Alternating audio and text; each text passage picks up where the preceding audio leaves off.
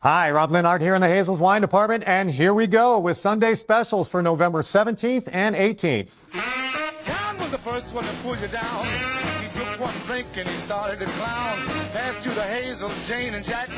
Penelope got you and passed you right back. Two wines to talk about this week. We are going to start in Italy. We are in Tuscany for the 2021 Il Palazzo Vermentino.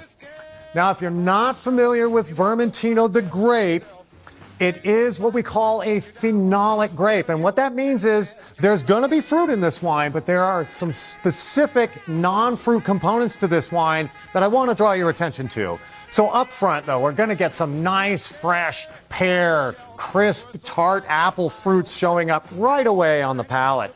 Nice sort of soft, almost creamy citrus on the nose.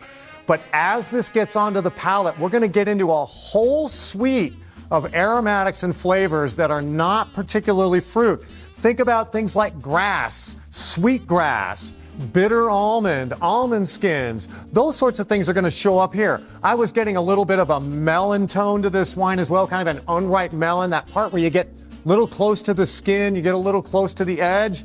Now, don't let this put you off. This gives great food friendliness to this wine and gives a lot of depth and complexity to this wine as well.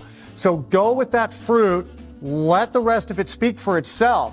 Structurally, this starts out nice and round, but there is some good firm acidity here. So again, that makes this a very nice food friendly option, super versatile white, a great entry point at a fantastic price to a grape that most of you probably don't know. We're off to New Zealand now. We're on the South Island in central Otago for the 2020 Amasfield Pinot Noir.